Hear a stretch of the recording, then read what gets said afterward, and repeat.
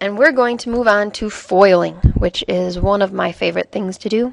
And this is a way that you multiply binomials, okay? Binomials by binomials. So if we have two sets of parentheses with multiple terms, or with two terms, excuse me, in this case. Here we had one term on the outside, multiple terms on the inside. You can FOIL, you can use the FOIL method when we have two sets of two terms, okay? So, FOIL stands for first, outside, inside, and last. Alright? So, what that means is we are going to do 4 sets of multiplication. Okay? We're going to first do the first two terms in each set of parentheses. So, x times x. X times x gives us x squared. Then we're going to do the outside. So, the outside terms. X and 2. X times a negative 2 is a negative 2x. Then we're going to do the inside, 3 and x. 3 times x is a positive 3x. And then we're going to do the last, 3 times negative 2. And 3 times negative 2 will give us negative 6. So if you see there, we can color code. We have first. So if you see here, we can color code our work here. First gives us our x squared. Outside gives us our negative 2x. Inside gave us the 3x. And last gave us the negative 6. Okay, and then we can simplify. Here we have two x terms, so we end up with x squared. A negative 2x and positive 3x is plus 1x minus 6. Okay, and the reason we use foiling is because it gives us our answer in this general form right away, in our exponent, highest exponent to lowest exponent form. So it's a nice way of doing that. You could just multiply the 3 by both inside here and multiply the x both inside here and then rearrange, but this is just a nice way to get your answer, and then you quickly add like terms and you have your final answer here. So let's move on and do some more examples. If we have here we have the quantity x minus 7 times the quantity x plus 9. So if we start, we're going to do first x to x is x squared. Outside, x to 9 is 9x. Inside, negative 7 to x is negative 7x.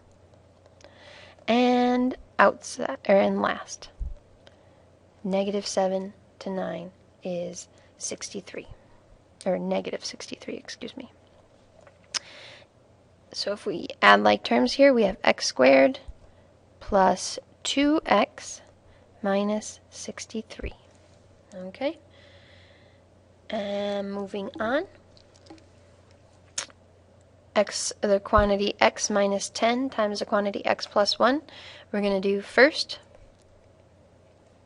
x squared. Outside, 1x. Inside, negative 10x's. And last, negative 10. So I have x squared minus 9x minus 10.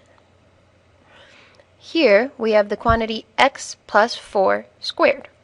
Well, what that really means is we're taking x plus 4 times itself. X plus 4. Alright, and so again we can use first, outside, inside, and last. And adding like terms, we have x squared plus 8x plus 16. Notice there that this number plus itself is the middle, and this number times itself is the end on those squaring of a binomial. So we can use what we've just learned here, the adding and subtracting and multiplying of polynomials, to rewrite vertex form into general form. Okay, so we're going to take this equation, y equals 2 times the quantity x plus 3 squared minus 5, and put it into general form so that we have an a, b, and a c. Okay, to do that, I'm going to rewrite this so we expand this x plus 3 squared, so that we'll have y equals 2 times the quantity x plus 3 times the quantity x plus 3. So there are a couple ways we can do this. Because multiplication is commutative, we have 3 things that we want to multiply here. We can either distribute our 2 into one of the set of parentheses and then FOIL, or we can FOIL first and then distribute. So I'm going to show you both ways, and you can do whichever way you want. I'm going to first distribute my 2, so I'm going to have 2x plus 6 times x plus 3 minus 5. Okay, and then if I FOIL, I'll have my first is going to be 2x squared. Outside is going to be 6x. My inside is going to be 6x. And my last is going to be 18 minus 5. Bring down the 5. So then if I add like terms, my final form should be 2x squared plus 12x plus 13, and that is my general form. Okay. Now if I were to FOIL first, I should get the same answer, so we'll check my work that way. If I keep my 2 and then I FOIL inside here, doing my x times x is x squared, x times 3 is 3x, inside x times 3 is 3x, and outside 3 times 3 is 9, and then keep the plus minus 5 outside. Then I can distribute my 2, or I could have added like terms and then distributed my 2, and I'll get 2x squared plus 6x plus 6x plus 18 minus 5. And when I add like terms again, I'll end up with 2x squared plus 12x plus 13. Again, giving me my general form.